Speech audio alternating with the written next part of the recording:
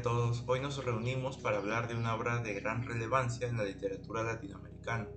Pero antes de adentrarnos en ella, es fundamental conocer un poco más sobre este autor.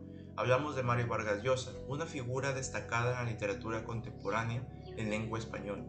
Mario Vargas Llosa nació el 28 de marzo de 1936 en Arequipa, ubicado en Perú. Desde muy joven mostró una inclinación por las letras y el mundo literario, lo que lo llevó a convertirse en uno de los escritores más relevantes, importantes y prolíficos en la segunda mitad del siglo XX y principios del siglo XXI. Su obra abarca no solo novelas, sino también ensayos, obras de teatro y críticas literarias, consolidando su reputación como uno de los intelectuales más influyentes de su tiempo. Vargas Llosa es especialmente conocido por novelas que han marcado la literatura mundial. Hablamos es así de La ciudad y los perros en el año de 1963, una obra que destapó la vida de las duras realidades de la vida militar en una academia peruana. Otra obra tenemos La Casa Verde en el año de 1966, que exploró la complejidad social y moral de la Amazonía peruana. Sin embargo, una de sus obras más célebres y analizadas es La Fiesta del Chivo, escrita en el año 2000, que se adentra en los oscuros rincones de la dictadura de Rafael Leónidas Trujillo en la República Dominicana. A lo largo de su extensa carrera, Mario Vargas Llosa ha recibido numerosos premios literarios, lo que aquí refleja la calidad y el impacto de su obra. Entre estos premios galardonados destacan el Premio Nobel de Literatura, otorgado en 2010 por su cartografía de las estructuras de poder y aceradas imágenes de la resistencia, la rebelión y la derrota del individuo. Antes de este reconocimiento, ya había sido honrado con el Premio Cervantes en 1994, uno de los premios más prestigiosos de la literatura en la lengua española, y el Premio Príncipe de Asturias de las Letras en 1986, entre muchos otros. Pero Vargas Llosa no solo ha sido una figura en el ámbito literario, también ha tenido una destacada participación en la vida política de su país, siendo candidato a la presidencia de Perú en 1990. Una experiencia que, aunque no culminó en su elección, marcó su visión sobre el poder y la política en América Latina. Ahora, ya pasamos a la obra que nos ocupa hoy, justamente La Fiesta del Chivo. Nos encontramos con una novela que se desarrolla a través de tres líneas narrativas distintas, cada una de las cuales ofrece una perspectiva única sobre los eventos que rodearon la dictadura de Rafael Leónidas Trujillo en la República Dominicana. La narrativa abarca un periodo que se extiende desde los años de 1961 hasta el 1996, utilizando flashbacks, recuerdos frecuentes para explorar los comienzos del régimen trujillista y el impacto duradero de su dictadura. La primera línea narrativa se centra en una chica, Urania Cabral, un personaje ficticio que regresa a Santo Domingo, la capital del país, renombrada Ciudad Trujillo, durante la dictadura. Urania, quien huyó de la República Dominicana en el año de 1961 bajo la protección de unas monjas, ha pasado los últimos 35 años en los Estados Unidos, donde se ha forjado una exitosa carrera como abogada en Nueva York. Es así como su regreso en el año de 1996 está marcado por un profundo deseo de confrontar su doloroso pasado y de enfrentarse a su padre enfermo, que en este caso es Agustín Cabral, un antiguo funcionario del régimen trujillista. A través de sus recuerdos y reflexiones, Urania revive los traumas y la traición que la llevaron a guardar silencio durante décadas.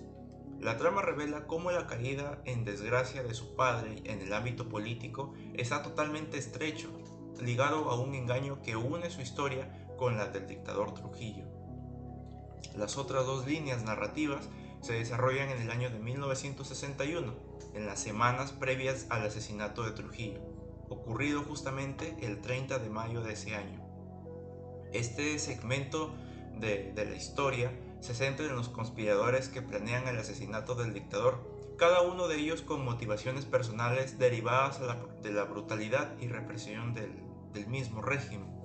Vargas Llosa profundiza aquí en las razones que llevaron a cada conspirador a participar en el complot, en la unión para tramar algo malo, desde torturas sufridas hasta defensas personales, pasando por cuestiones de moralidad y amor. En estos capítulos, el autor mezcla figuras históricas con personajes ficticios, como tenemos a Joaquín Balaguer, el presidente títere de Trujillo, y Johnny Aves García, el despiadado jefe del Servicio de Inteligencia Militar, más conocido como el SIM. Ahora, ya hablando de estas dos líneas narrativas, pasamos a la tercera, que habla aquí sobre, directamente se basa en Trujillo. Es como ofrece una visión más detallada de sus pensamientos y acciones durante sus últimos días de vida. Vargas Llosa aquí presenta a Trujillo como un hombre físicamente deteriorado, afectado por problemas de salud, como la incontinencia y la impotencia sexual. A través de una introspectiva especulativa, el autor explora los pensamientos más íntimos de Trujillo, como su obsesión por mantener el poder en medio de crecientes tensiones internacionales, especialmente con los Estados Unidos, de John Kennedy y la Cuba de Fidel Castro. Este segmento de la narrativa también revela un hecho crucial, un hecho relevante sobre el abuso sexual que sufrió Urania a manos de Trujillo, un evento que marca totalmente el odio hacia su padre y su desprecio por el dictador. La escena del abuso en la que Trujillo no logra una erección y en su frustración viola a Urania con sus manos es un momento clave que resalta la decadencia moral del dictador y su desesperación por ocultar su impotencia.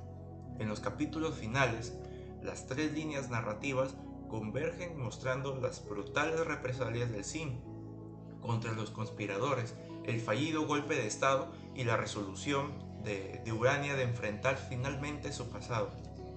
El tono oscuro de estos capítulos enfatiza la violencia y la crueldad del régimen, mientras que los seguidores más leales de Trujillo buscan la venganza.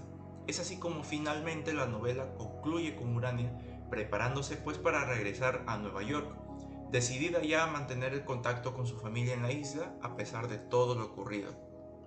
Respecto a la relación entre la novela y nuestra realidad contemporánea, la fiesta del Chivo aborda temas que siguen siendo relevantes en nuestros días.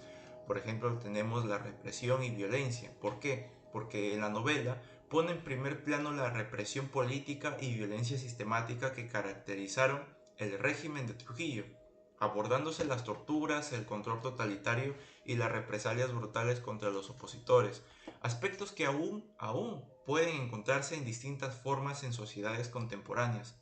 Aparte de ello, tenemos otro problema que abarca, que es el trauma y la memoria, porque a través de la historia de Urania Cabral, la novela explora el impacto duradero de la dictadura en aquellos que la vivieron, el regreso de Urania también a la República Dominicana y su confrontación con su pasado. Es aquí como se refleja el trauma y la memoria, pudiendo moldear la vida de los sobrevivientes.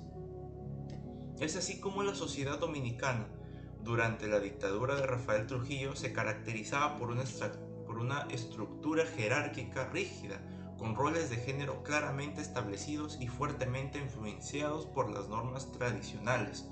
Trujillo, quien asumió el poder y lo mantuvo pues durante 35 años hasta su asesinato, ejerció pues un control absoluto sobre el país. Su régimen se distinguió justamente también por una represión brutal y una corrupción desenfrenada, consolidándose pues como un caudillo como alguien malo que utilizaba el miedo y la violencia para mantener su dominio. Es así como a lo largo de su gobierno Trujillo fomentó un culto a su personalidad. ¿Por qué? Porque promovió su imagen como un líder indispensable en una sociedad capitalista que pues bajo su mando experimentaba una progresiva decadencia.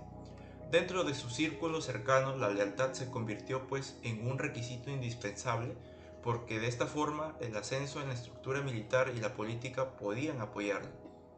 Los oficiales y servidores del régimen que aspiraban a obtener mayores responsabilidades y privilegios, se podría decir, debían pues someterse a lo que se conocía como una prueba de lealtad, un proceso diseñado, entre comillas, para poder asegurar la fidelidad incondicional al dictador.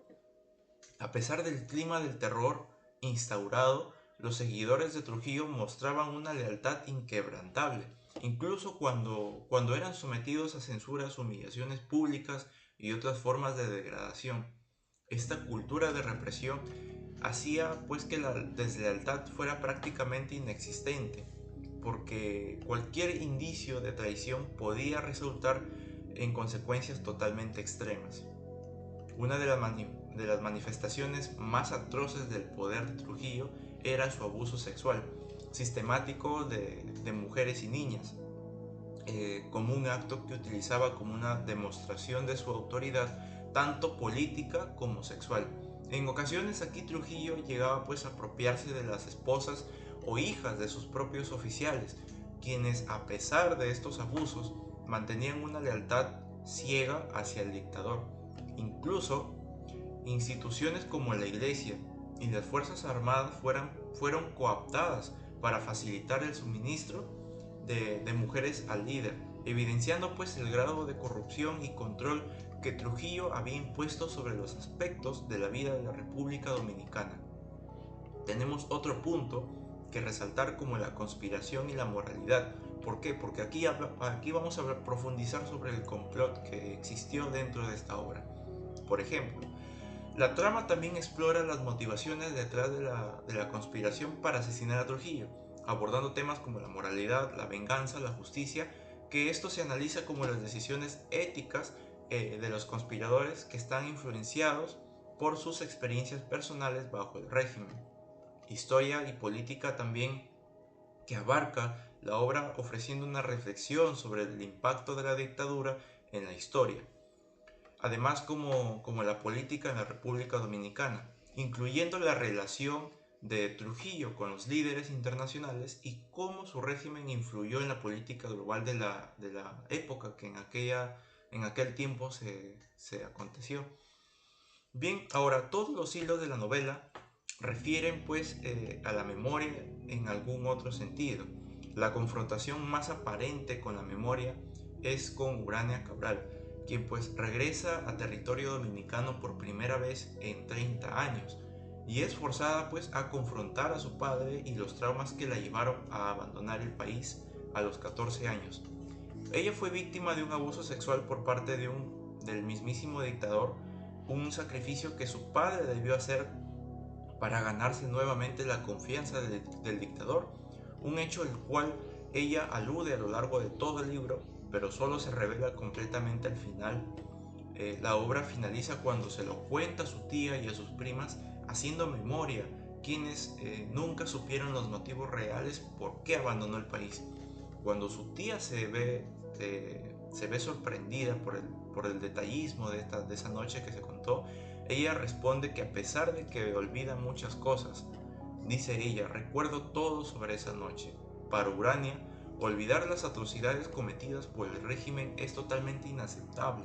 Su padre, por parte de él, no es capaz de unirse a ese proceso, ya que ha sufrido un accidente cerebrovascular. Sin embargo, es aquí como Urania está totalmente enojada de que él haya optado por olvidar cuando aún tenía capacidad para recordar. Y bien, con todo esto concluimos. Es así como finalizamos con esta obra, hablando del autor, hablando de la obra Fiesta del Chivo y la representación con la actualidad. Es así como me despido. Muchísimas gracias y hasta la próxima.